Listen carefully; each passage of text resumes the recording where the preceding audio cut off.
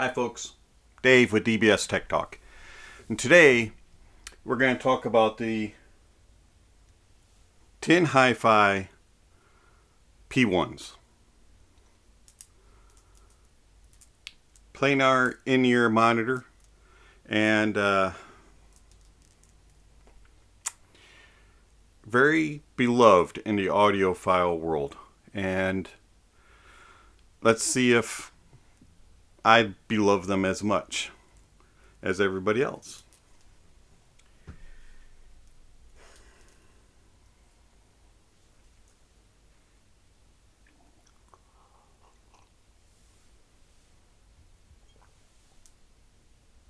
want to thank Farsil for sending these over for a review, and do greatly appreciate it. Mr. Farsil the Wizard, if you have not checked out his channel, there's a link on my YouTube page. Also, I'll put a link down below.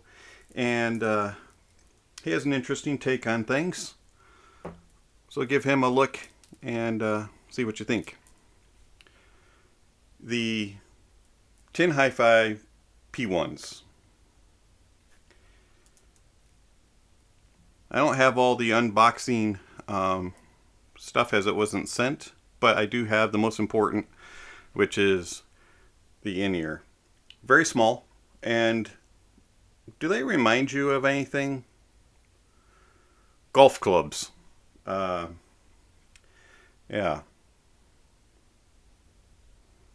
Shaped like a golf club.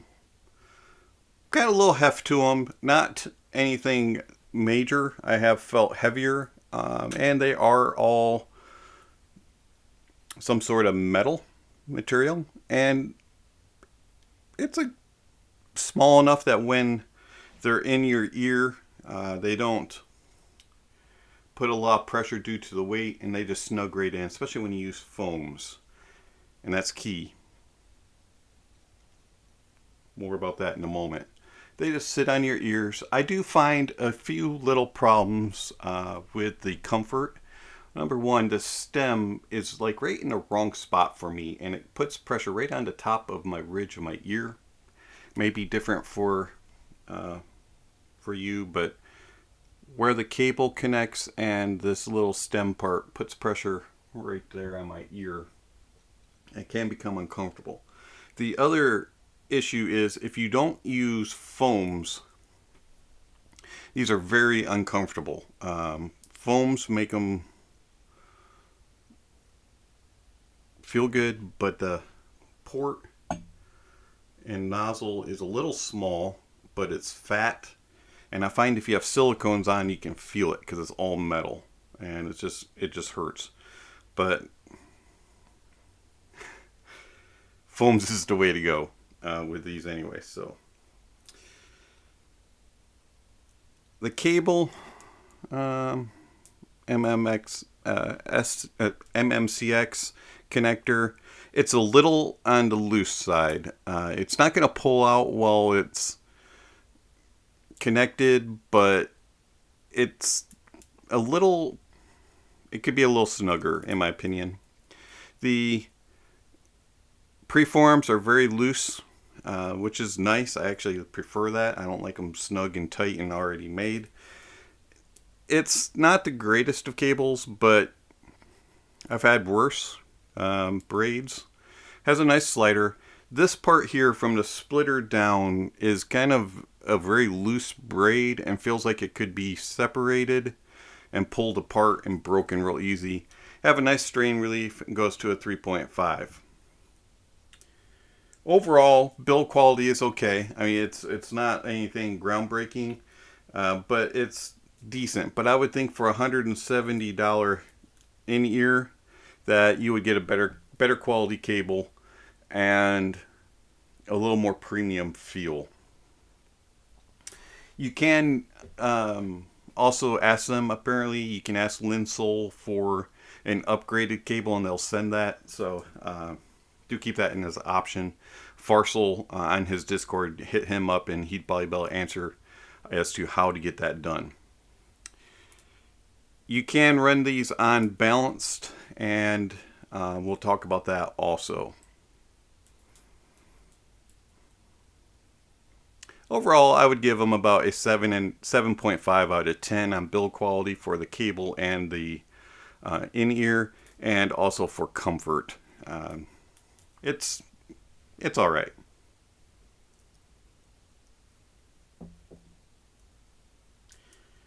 Now for the meat and potatoes. How do they sound? Well, they have a 10 millimeter planar magnetic inside them, which is a little small for planar, but being in an in-ear, it does fit around the usual size for in-ear drivers, which tend to be about anywhere from 8 to about 12 millimeters, so it does fit in that range. The only other planar in-ears that I have are the Audiophile iSign 10s, and those have 30 millimeter planars, and of course are open back, so they're a little bit different, but they fit in the same price range. The iSign 10s are available if you get B stock for $150 from the Audiophile website, so you could compare them price range to the Tin Hifi P1s, but of course you're going closed back versus open back, and there is a significant difference. Okay, how do they sound?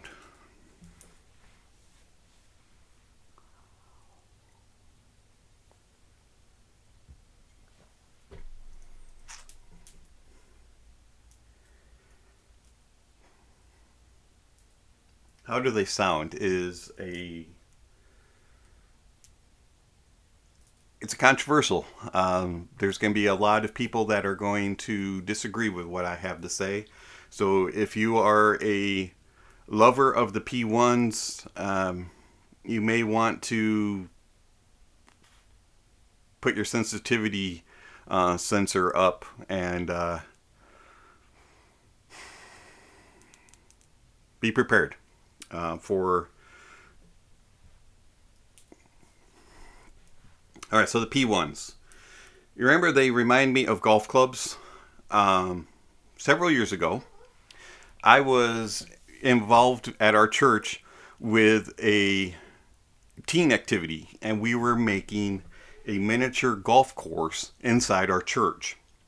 And so my youth pastor and I and several other men of the church got together, and we built this little miniature golf course. And it was fun. I mean, I really enjoyed doing it. And we made ramps and all kinds of stuff out of wood and cardboard and all kinds of stuff. And late into the evening, as we were finishing up the project, just before the teenagers were to come the next day, we had the youth pastor's children over, and their sons were over, and of course boys will be boys, and they're their young age groups, and they had their little golf clubs, and they were running around whacking a ball through the course, and they were being speedy and not precise, but they were just being aggressive, typical 5, 7, 8-year-old boys. And as the pastor and I were noticing a few different issues that were coming up through the testing, we were adjusting accordingly. And I was at one hole, and I was fixing the tee box and how the ball was going to be angled through this one starting section of the hole. And here comes the pastor's son, and he just takes the golf club and does a full golf swing with all his might, not realizing or paying attention that I was bent down on the floor fixing something, and he just tees off the ball, and he fouls through with his club, and he whacks me right across the top of the head. Thank goodness he was only about 7 years old. But I will tell you, that hurt. That hurt a lot. And got a night off from work, which was actually kind of cool and nice. And a free meal. But anyways, when I got hit in the head, for a few moments it felt like I had brain damage. And I had this feeling, just like massive headache, and my ears rang.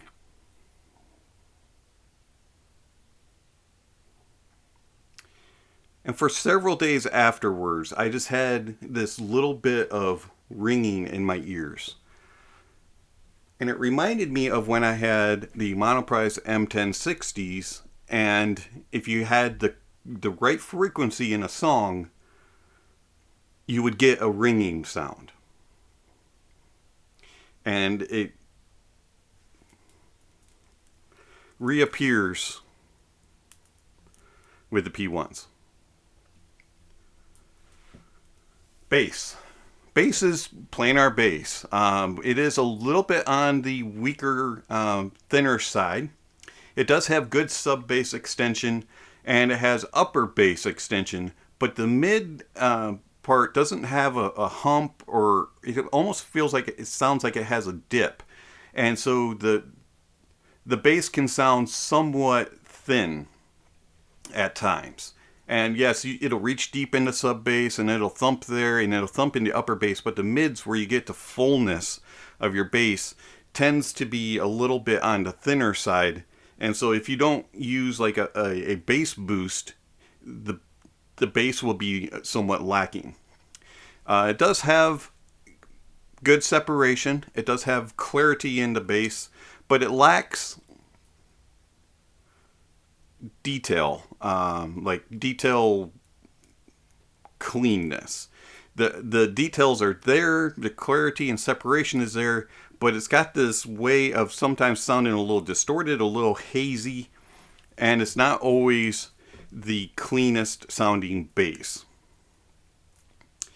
If you use a bass boost or equalization of some sort, that will kind of clean itself out a little bit, but it does tend to be just a little bit on the lacking side. Mids. The lower mids of the P1s are very nice. So you get like cellos and basses and guitars that have a deeper bass tone to it. Male vocals, things like that sound really smooth and full-bodied and alive. They are slightly recessed, but they don't sound like in a cave or too far back away from the bass or the treble, but they do take a step back away from the action. Where these struggle, in my opinion, is in the actual upper mids. So from normal mid to lower mids, they're fairly decent. They do have a little bit of that grain, a little bit of that haziness to them, but it's the separations there, the clarity's there, they have nice body to them, and they have a way of portraying male vocals very well. When you start to get into the like male tenors or into female vocals, and you get into violins, violas, trumpets, flutes, saxophones, some piano, and acoustical guitars, banjos, things like that, they become aggressive and shouty and sibilant. You can get that ringing tone that you have every now and then with the Monoprice M1060. You get that sound of, man, did I just get hit in the head by a golf ball? Did I get hit in the head by a club? It stings, and it's not always there on every single song, but when it appears, these are fatiguing. Moving into the treble, you get a lower treble and a upper treble presence, and just like the bass, the mid treble is slightly missing, and it makes these sound bright, and it makes them sound a little too excited, and so you can get a lot of details, which is nice. So these are detail kings. You get all kinds of detail, you get all kinds of clarity, but it's not good clarity. They are they have a graininess to them, a haziness to them, just a way of being fatiguing on the ears. And Unfortunately, the treble part doesn't go away. It's in every single song. These are a brighter sounding headphone. Even though the bass and the mids have a warmer tint to it, the treble is brighter. So it kind of, to me, the treble is too much. And it overtakes the rest of the mix. And I like these headphones, these earphones, the P1s, for being 10 millimeter planar. It's a good try, but tone down the treble a little bit. Soundstage is interesting also. Soundstage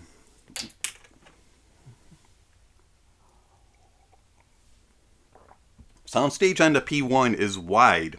It's very much out there. You can get a really nice stage, but placement is weird. It sounds like all of the instruments are like right here. You have all this other space between the instruments and the walls, and there's nothing there. But all of the instruments are like right here. They're very close, and they sound very aggressive, like they're being forced upon you. Sennheiser HD700 had that problem. Soundstage, incredibly wide, but everything sounds like the details are being pushed in at you. And it doesn't sound balanced across the board. Also, they're not the cleanest. Hi, kitty. They're not the cleanest soundstage. And not the most accurate. I wouldn't use these for gaming. It's more of just kind of, it's over here, and it's right here. So you got right, center, left. And for $170, I was disappointed. If these were $100, I'd be okay with that. But for $170, the overall presentation is too unbalanced for me. Try it with another cable, they say. So try it with a copper cable. That'll tone out the tenor, the treble a little bit and bring the bass up. No, not really. I tried it with the Yin Yu cable that Farsil sent over, which is 2.5 millimeter balanced, and it was okay.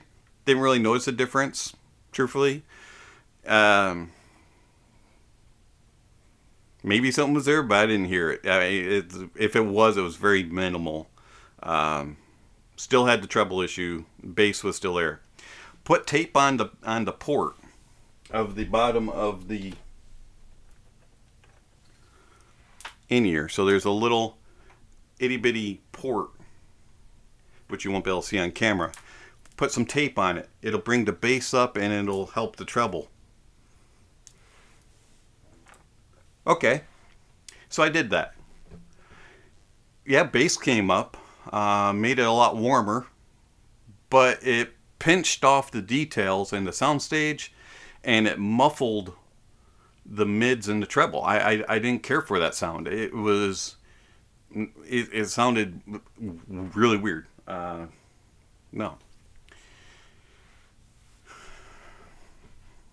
How's it sound on other gear? All right, well, Monolith THX AAA 788. Sounds good, but you have that treble issue. It powers it plenty. You're only at like negative 30 dB, and it's loud. For my listening, I usually listen to it about negative 35, maybe negative 40, depending on the song. So I had plenty of room on the volume pot. But that treble was still there. No matter what the volume level was, that treble was still very aggressive. The Geshelli stack. You have to change your gain setting to medium on the Enog, or else you'll overpower it and you'll get way too much background noise and way too much sharpness in the sound. Power was fine on the Arkle. That thing is a beast. And you turn it up, you get about 10 o'clock in the morning, you have plenty of power. In fact, you had too much power. way too much volume, and that sounded good. But again, it had too much of a too bright. It was hurting my ears. My ears were fatiguing. These are the only in-ears that no matter what gear I had and I was using, when I got done with my listening session, and I always listen at low volumes, my ears were ringing. Moving on over, the APPJ PA1502A didn't use that as a tube amp, and with a planar, don't really recommend it. The Cavelli stack. The CTH is okay, but it's too powerful and you get a lot of hiss and a lot of background noise, and the in-ear are too sensitive. The LCX, plenty of power. That thing puts out 4 amps of power, or 4 watts of power. Low gain was plenty for it. It had it warmed it up a little bit, helped out the bass, and it smoothed the treble out a little bit, but it still was prominent. That treble was still there. You take the IFI IDSD black label, and that has the IE match and all the gain switches that you want. I found that if you put it on high gain, you had to put the sensitivity into the middle mode, and it was okay, but it still sounded bright. You play around with putting the bass boost on. Some songs it sounded good. You put the 3D sound on and it sounded really good. Opened up the Soundstage a little bit and added in a little bit of details. And then on some songs the bass was too much and it muddied up everything and it clustered things together. And the 3D stage or 3D plus would cause the treble and the details to come out in more force in nature. The IFI XDSD had enough power, borderline of pressing it to its limit, and it had the auto IE match, which was nice, and I actually found that the XDSD sounded better than the IDSD as far as overall quality of sound. It didn't, probably because it's not as powerful, and so it's not overpowering the in-ears as much. The Pioneer XDP30R, it was a good match actually on balance. You put it on 3.5 millimeter output, and that treble was way too much. It was very bright. You got a lot of background noise. You put it on balanced with that yin yu cable that Farsil provided, and the treble became more under control, and the bass actually was a little more under control. But the mids still had some issues. They were a little far recessed for my preference. But of all the gear that I mentioned, besides the THX, AAA 788, the Pioneer sounded the best. Now the phone. Now the P1s take a lot of power, at least they're notorious for people saying they take a lot of power. I didn't find them to require as much power as some people said. I wouldn't say you'd have to put it on a Bass X A10, but they do play better with more power provided, as long as you're not overpowering them like you do with the IFI IDSD or the Geshelli. But I found that with the dongle from my OnePlus 6T just to the straight OnePlus dongle, it was a little on the bright side. And it got a little sharp and a little too much to the old ears after a few songs. Probably about a 30-minute listening session was enough with that.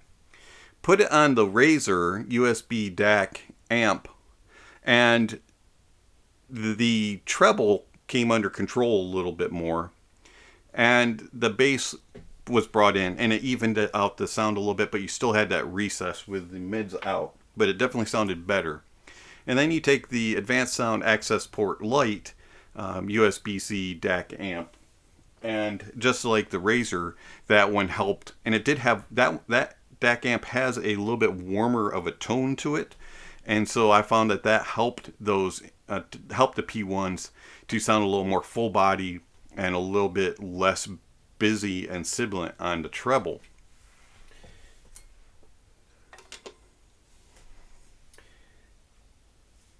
If you need a little more volume and a little more power and you're using it portable, the FiiO A5 has plenty of power to push the P1s, and it has a bass boost.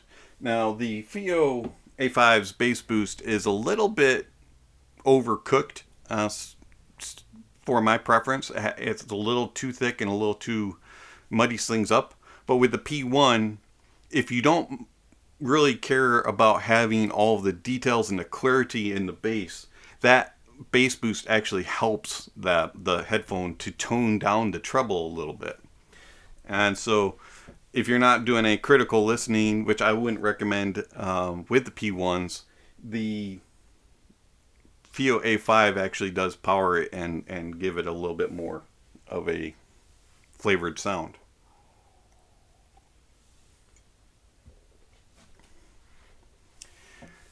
Tin Hifi, nice try. The P1s are built nice. They have decent quality for the price, but the aggressive treble and upper mids is problematic for me. And the P1s are not clean enough and have enough in the details and clarity regions for my preference. To me, they're too aggressive, and they come across as being harsh, sibilant, and sharp at times. They get a half thumbs ups.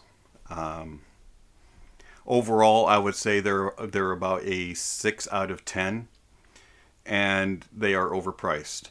If they were in the $100 price range, I would say that the Tin Hifi P1 was a good value. But at $170, I think that they are overrated for the price. Do I recommend another planar in-ear versus them? Well, yes, I do, but it is an open back. So doesn't really apply there if you're looking for a closed back planar in-ear. I haven't heard any others. The only other planar in-ear that I've heard is the Audiophile iSign 10. And for $150 B stock, I would recommend those versus the P1s. I really wanted to like the P1, and I enjoy them within reason. But I can't recommend them. This has been Dave with DBSTechTalk. Thank you for watching, and I'll catch you on the next video. Speaking of next videos, if you enjoyed this video, or you enjoy the content of this channel, please hit the subscribe button that is floating around on the screen somewhere. And also, don't forget to hit the notification bell. That way you'll know when other videos are posted. And also, check out the links down below. You can see all kinds of stuff about the gear used in this video. And also, if you want to send a gift or want to support this channel by sending an email or PayPal.